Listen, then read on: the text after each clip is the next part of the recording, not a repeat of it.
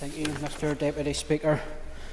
Funding for the School Holiday Food Grant Scheme, which provided payments to prevent holiday hunger for around 100,000 children and young people, was withdrawn in March 2023.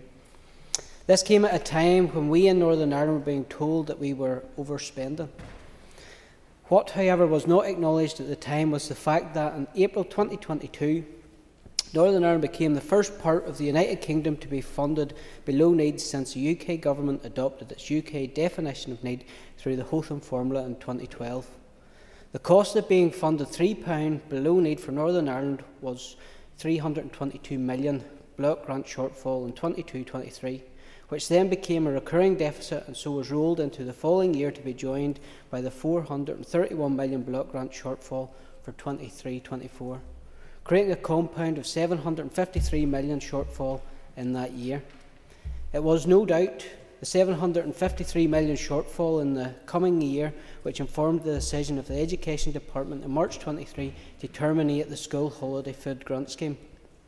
Mr Deputy Speaker, if we look across the water to Scotland, we see a jurisdiction which, according to Treasury's block grant transparency figures, was then funded £21 above need, while we in Northern Ireland were funded £3 below need. Now, I could stand here today and argue that because Scotland is funded £21 above need, that Northern Ireland should be funded £21 above need, but I don't think that is a reasonable argument.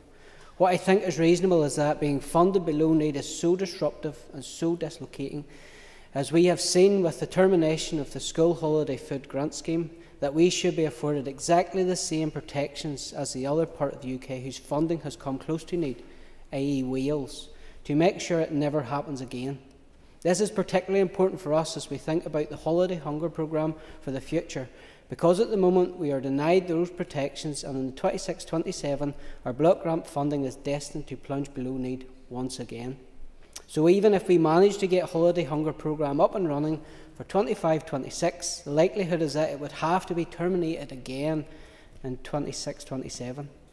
In order to provide a holiday hunger programme on a sustainable basis, we need to gain the two protections that Wales enjoys, which meant that, first, we must benefit from a baseline fiscal floor, so our funding cannot fall below baseline need 124 per head in 26-27 or any other time. Second, we need to have the 5% uplift, which has been worth over £1.17 billion to Wales over the last 8 years and has helped to keep block grant funding a bit above need.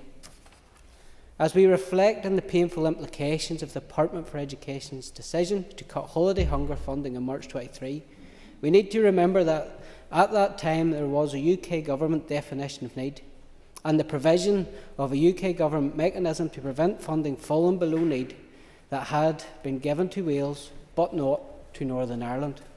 Had the people of Northern Ireland been afforded the same protections as the people of Wales in April 2022, then we would probably not be having this debate today. Can the Minister please tell the UK Government that the children of Northern Ireland who would benefit from a reinstated School Holiday Food Grant Scheme are just as valuable as the children of Wales, and of course, while we welcome the positive noises about future budget allocations, we deserve the same security as Wales, which knows its funding cannot fall below need in 26-27 or at any other time. The Treasury needs to grant us the same protections, the baseline fiscal floor to need and the uplift, not possibly at some point in the future, but indefinitely and now, so we can plan for the future. Once we get the funding formula right, it then gives the Minister the opportunity to take decisions such as the reintroduction of the Holiday Food Grant Scheme and offer assistance to reduce the financial burden on families of school uniforms and PE kits on struggling families. Until we get our fiscal floor and our funding mechanism sorted, the rest of this is a talking shop. I agree, the burdens that are placed on families are too great, but the Executive in its current guise is limited to what it can do. So my encouragement from today is to use this debate as why we should be funded to the same level as Wales. Anything else is immaterial in the meantime. Yes, I want to see the Minister take action, but at the same time we need the financial resources in place to allow him to do so.